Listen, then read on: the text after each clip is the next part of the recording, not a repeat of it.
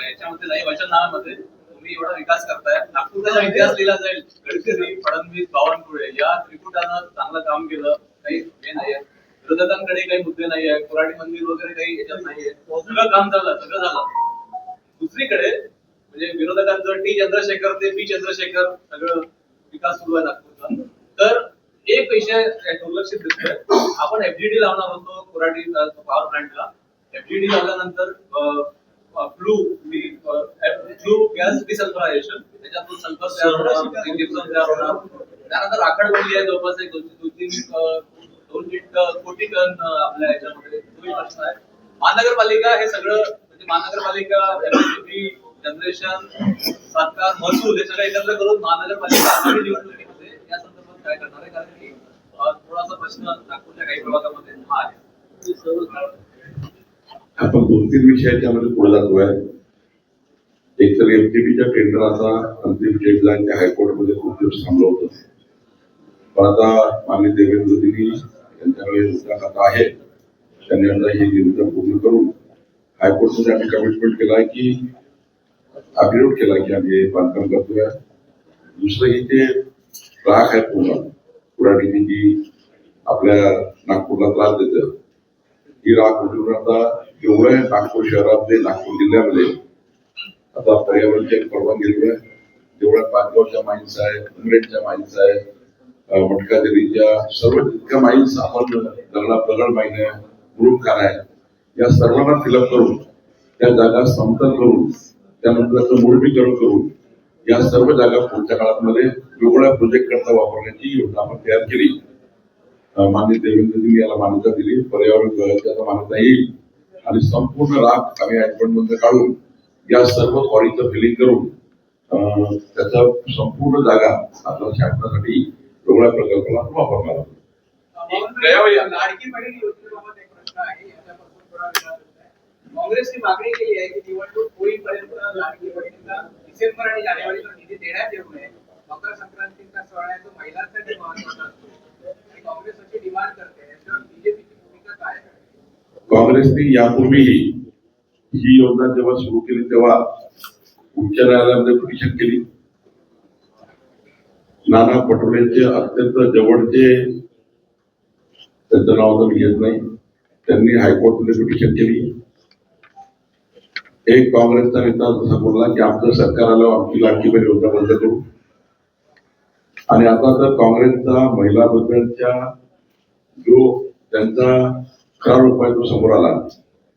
खरं तर ही योजना यापूर्वी सुरू झाली, त्यामुळे आचारसंहितेचा भंग होतच नाही.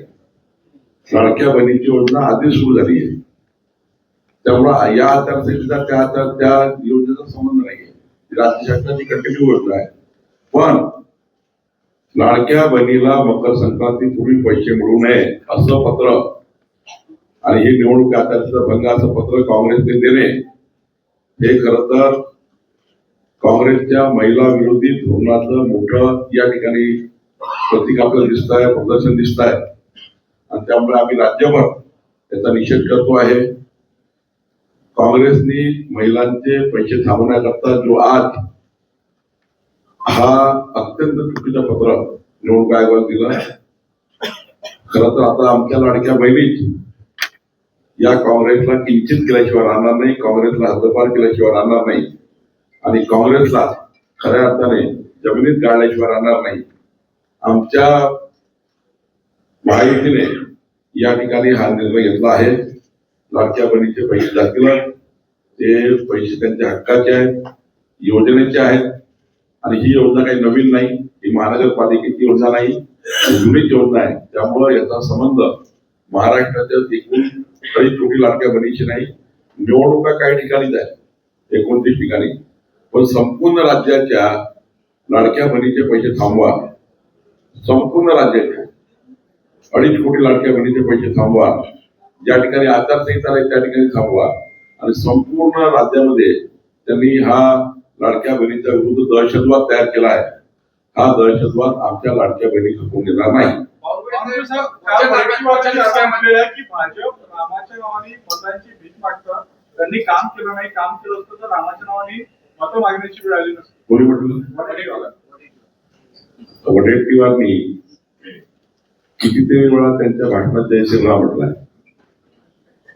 आणि जेव्हा ते निवडून येतात तेव्हा ते जय श्रीरामच म्हणतात लोकांना. आम्ही कधीही मताचं राजकारण करण्याकरता जय श्रीराम म्हणत नाही. आमच्या रक्तामध्ये, आमच्या मुखामध्ये, आमच्या वाणीमध्ये, आमच्या चालण्यामध्ये, आमच्या बोलण्यामध्ये झोपून उठल्यापासून झोपूनपर्यंत जय श्रीराम आहे. आणि आम्ही मनोज वडेट्टीवार आम्हाला जय श्रीरामच्या घोषणेपासून दूर करू शकत नाही.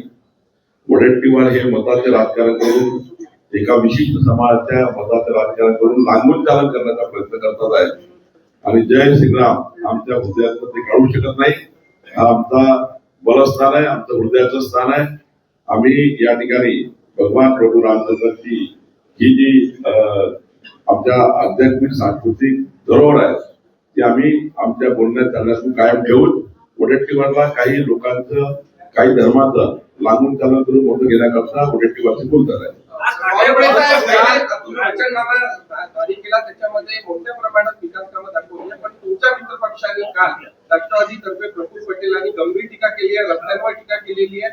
रस्ते हायवेचे बनवले पण गल्ल्या गल्ल्यामध्ये गड्डे तोडलेले आहेत. काय म्हणाल तुम्ही? त्यांना त्यांचा पक्ष हा मित्र पक्ष जवळचा असल्यामुळे त्यांचे उमेदवार निवडून आणण्याकरता असे काही टिप्पणी त्यांनी केली असेल. प्रफुल्ल पटेलला जेव्हा एकतर्फी बोलेल तेव्हा ते पुन्हा सांगतील नागपूर शहर हे आंतरराष्ट्रीय शहर झाला आहे तेव्हा तुम्ही त्यांचं टेप करून घ्या.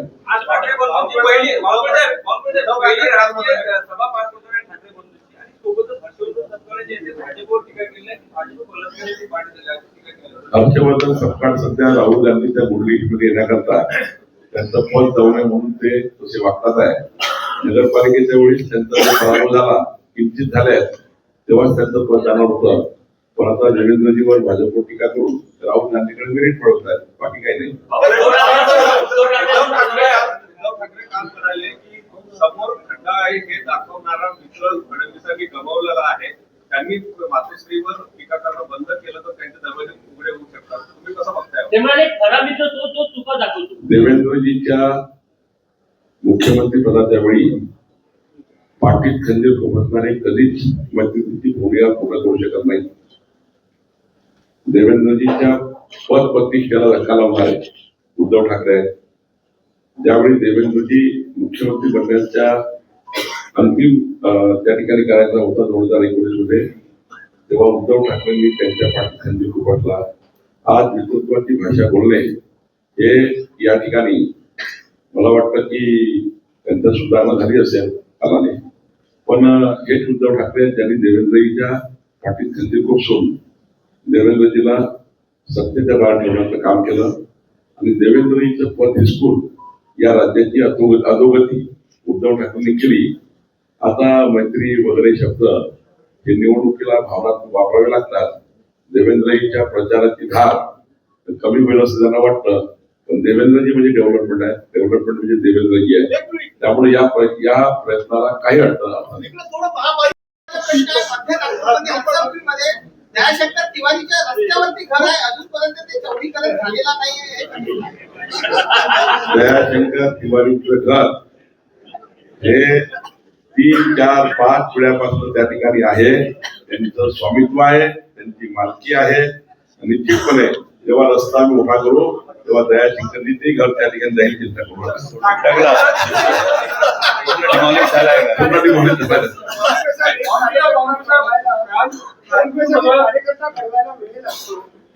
वैयक्तिक महत्वाकांक्षा इतकी प्रबल झालेली आहे. तुम्ही प्रत्येकाच्या घरी जाऊन किंवा फोनद्वारे संपर्क केला तरी 30 पेक्षा जास्त लोकांना निष्कासित करण्याचा एक कठोर तुम्हाला पाऊल उचलावं लागलं.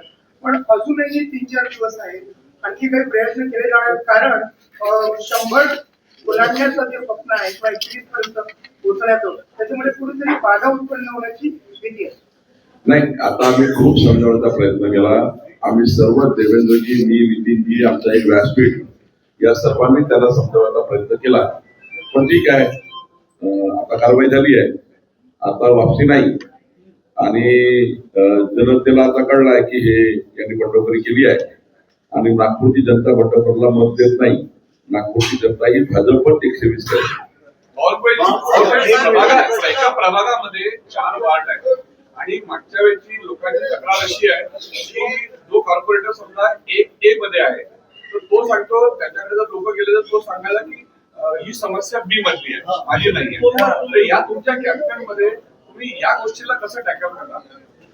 नाही, सामूहिक जबाबदारी आहे, सामूहिक मत घेतली आहे. त्यामुळे सामूहिक जबाबदारी म्हणून आम्ही सर्व काम करण्याच्या सूचना दिल्या आहेत.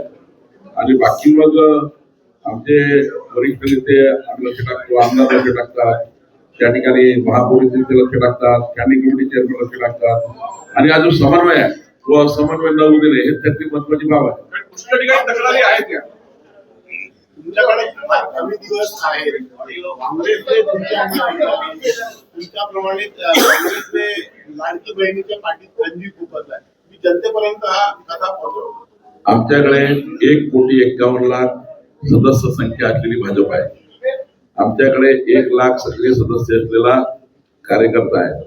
आमच्याकडे भारतीय जनता पार्टीत निर्णय झाल्यानंतर अवघ्या 8 मिनिटांमध्ये राज्याच्या शेवटच्या टोकापर्यंत आम्ही पोहोचतो अशी सक्षम यंत्रणा भारतीय जनता पार्टीकडे आहे.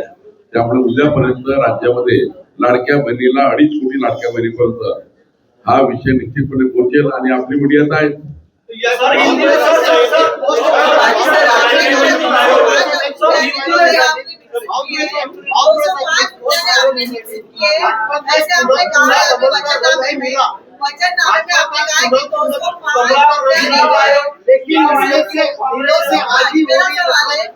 ठीक आहे.